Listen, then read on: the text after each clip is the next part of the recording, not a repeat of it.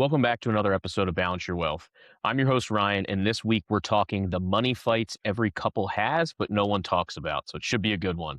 This week I'm joined by Bob, Nora, Adam, and Nick. We're going to go ahead and jump right into this one. The first segment is going to be, is it math or mood? So, Adam, is the money fight actually about the bank account balance, or is it something deeper? It's a good place to start, Ryan. I appreciate the question. And to be honest with you, the biggest thing is communication. We'll probably talk and say that word a lot today in communication. But the reality is most financial arguments are not based on the actual money itself or funds in the account, but rather based on not shared values. And the values that I'm talking Hmm. about are typically the same. They're just not shared amongst a couple. So the biggest hesitant that we see, or the biggest problems we see, is just lack of communication amongst spouses, and oftentimes they feel the same way. They just don't know they do. So open communication between each other, it has to start there.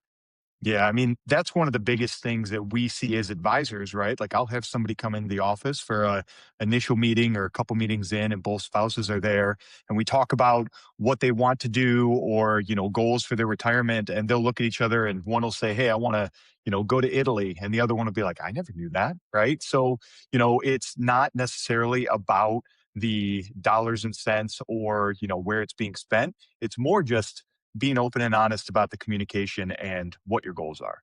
Yeah, I remember when I was younger, single, you know, sticking to a budget was really easy. I knew what was coming in and out. I knew what I was making. Add in a spouse, right? That complicates things, right? And we talk about values, and obviously you have two different people, right, with their own needs and things like that. And then throw in some kids or dogs or things like that. And a lot of uncontrollables, right? So we talk a lot about it, but transparency, just having the conversation before it gets to more of a, you know, um, escalation where it escalates and you start fighting about it, just talk about it, right? So let's open that communication. I think that would help. Yeah.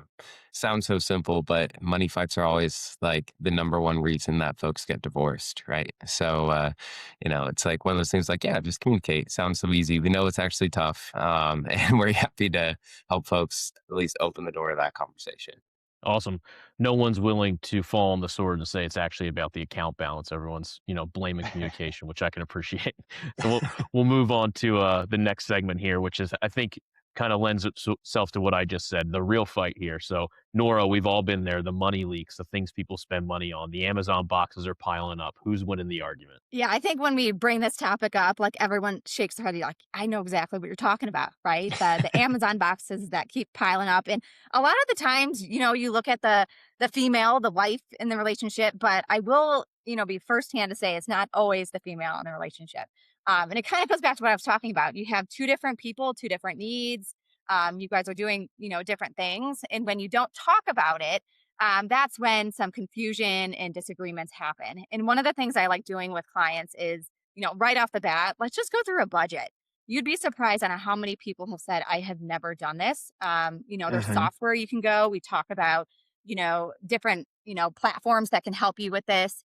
But just going through a budget, again, the transparency and working through this, like, oh man, I didn't know money was going to this place. And the hard part with Amazon is it has everything, right? So when you work through a Hmm. budget and you're like, me, I'm buying clothes for the kids on there. My husband's buying like mouthwash, which I would have put in groceries, So again, just communication, figuring out what you're spending. If you're getting close to saying, okay, not, money's coming in, we're spending more, like where can we nail down? And maybe it's let me own this part of the, household needs. And then we have some fun money elsewhere. Hmm. Every relationship's different.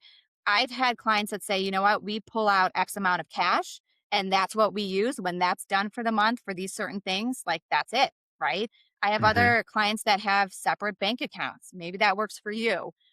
You put a certain amount of every money you make into, a fun account where, okay, let me go, on a shopping spree on Amazon or things like that. So every relationship's different, but I do believe starting with a budget and just transparency is a good place to start. Yeah, absolutely. And I go by, just in my personal life that I have an account that's kind of mine, right? And Heather has an account that's hers. And, if I want to go spend money on something silly that she thinks is silly, right? Like that's fine because that's in my budget, and same for her. So, I think that there's always going to be these leaks, but just recognizing them and giving some budget to be able to have fun, right? Because it shouldn't just be so strict that like you can't go have any fun or can't be wasteful with any of the dollars, right? Like, we still want to be able to do that, but just breaking it up so that it's fair and that it's communicated. Yeah, no, I think the budget is a great point, right? And understanding just going through the budget is also understanding the budget, right? Because we have different percentages that we like to annotate of what goes where, 30% to a house, 20% to systematic savings, all the way down through the list.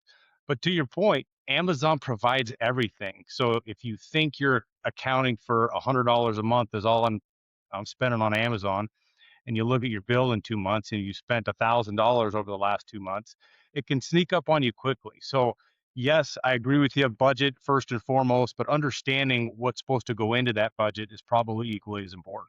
Awesome. Great points, everyone. My wife and I had a neighbor one time tell us they count how many delivery trucks come to our house in a day. So we clearly have got quite the Amazon money leak over here. So with that, we're going to go ahead and move on to the next segment here. So Bob, you want to take this one, adult kids and spending. Yeah. So, of all the folks here at Balance, I have the oldest kid, and she's getting ready to head off to college. And we're already running into the issue of how much money does she actually need to, you know, furnish her dorm room or, have extra fun money for whatever it may be.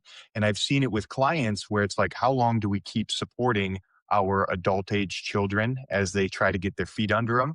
And so it's an important conversation to have. This goes back to values, it goes back to just having that open line of communication. But also, some of it is just, when is the right time to say, hey, son, daughter, you're now 18, 21, 25, 30 plus years old. You need to get off the budget so that mom and dad can focus on their retirement. So, it can be another one of those really difficult emotional conversations. But sometimes bringing in a third party like an advisor can help just show how much different things would be if this big money leak wasn't going out. Yeah, Bob, my oldest is 5, so I have some time to start thinking and planning about it. But one of the things that we do work with, I would say probably younger clients, but with younger families, but not necessarily by age. But if you do have kids, a lot of the things people bring up is, how do I start saving for college? Is it a 529? And one of the things we like to introduce is, well, maybe a brokerage account makes sense, not in the child's name, but in your name, that you can start contributing, having that compound, interest pile up on that account. And that opens up the opportunity to pay for fun money, maybe in college. Maybe it's a wedding. Maybe it is to pay for tuition or computers and things like that. It gives you more flexibility for when you get to, where you're at, Bob, that you don't have to tap into your retirement, but you have a designated account for that.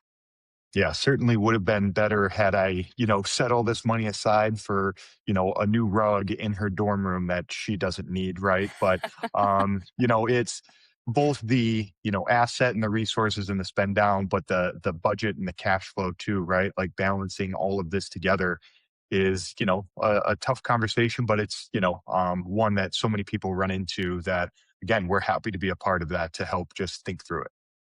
And you hammered on it, Bob. You said communication, and I hammered on it earlier talking about the spouse, but it's equally as important with your kids to some point. Like we've all taken finance classes before. We have probably had one in high school and maybe a handful in college if you were lucky. But for the most part, people don't talk about finances in general, right? They Mhm. think they know what's going on, or they think they know what all the options are, but really they don't. So now, if it's your kid, they probably know even less. So having that conversation and open lines of communication is doing nothing but educating them, something that's a lifelong skill that they need to understand and need to comprehend. And if they're making right decisions early on from the get go, as soon as we kick them out of the house, that's nothing but a positive. Awesome. Great point, Adam. Couldn't agree more. The more you set them up for success early on, hopefully the more successful they will be later once you actually, kick them off the budget, like Bob said. So with that, we're going to go ahead and move in to our final segment here, which is just going to be everyone's golden rule. What's their, number one thing they're trying to make sure they're doing, or the thing they do that they feel helps, the communication aspect with their spouse in their household to actually have these money conversations. So Nick, you want to go ahead and lead us off with that? Yeah. So personally, what I found to be really helpful is having all of our accounts, like bank accounts, investment accounts, whatever, linked up into like one of those aggregator platforms. It used to be Mint, RIP Mint. But now we use Monarch Money, and I'd say it's even better platform.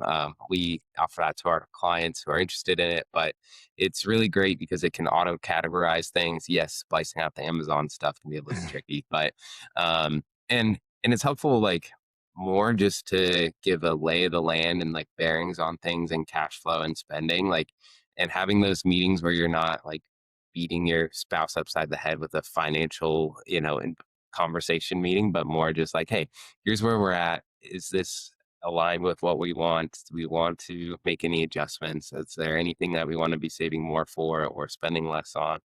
And just having that whole conversation, but giving them, I'm a big charts and graphs guy, right? So having the nice dashboard with all the different spending reports and categorizations, it's solid. So that's what I recommend.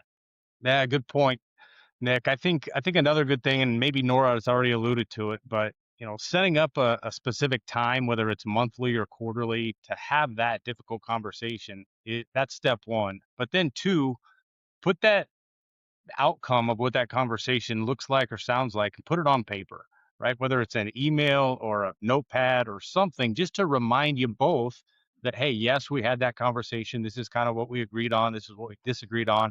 And therefore, it's written down. So you can't go back, be like, I didn't say that, or we didn't say that, or we didn't agree with that. So having some sort of documentation or accountability to what was said, what was described, it's just a thought. It's not something I personally do, but I might, speaking it out loud.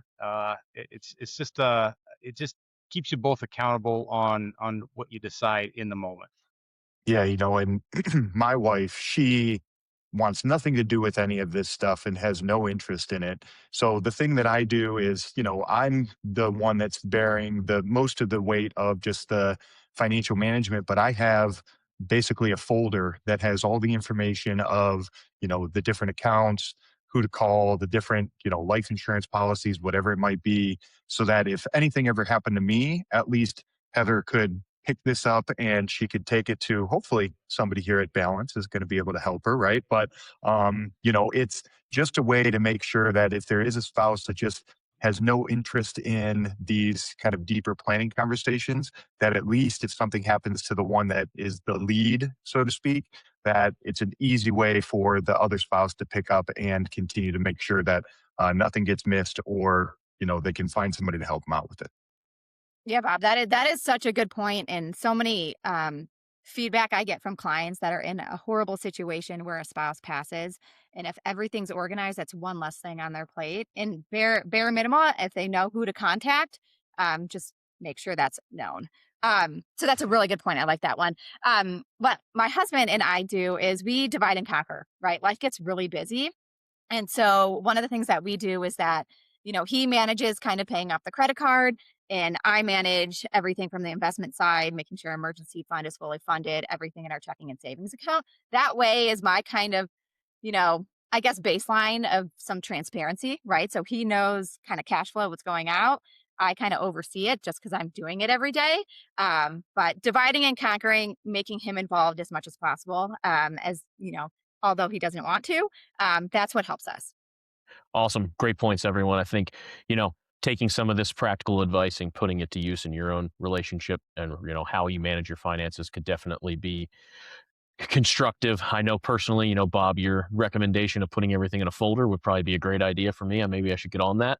So with that, we're going to go ahead and transition to the winner of the week. This week's going to be Adam. Adam's got something teed up for us here. He's ready to talk about. So why don't you go ahead and take it, Adam? Yeah, we're knee deep into summer. Happy summer to everybody. 250th birthday for America. If you saw the 250th anniversary fight of UFC the other night on Trump's birthday, it was quite spectacular for many reasons. But another thing that's really cool and unique about this summer is we got the World Cup coming on. We've got people from all over the world that are coming to various cities and just blown away at how nice people in America are and how good the food is. Now, how good for you that food is remains to be seen. But there's countless videos all over the internet of people from other countries coming in, enjoying America, getting to see what it's about, enjoying some of the food, understanding that it is hot and humid here in the United States. But it's nice to see. It's kind of a refresher of we do live in a great country. It's been that way for a long time, and it'll be that way for many years to come. Awesome. Yeah, it's been really fun to see the perspectives out there and the videos online of everyone enjoying their time here, relative to the rhetoric you see all the time. It's a refreshing change of pace. So with that, thanks for joining us for another week of Balance Your Wealth, and we look forward to seeing you next time.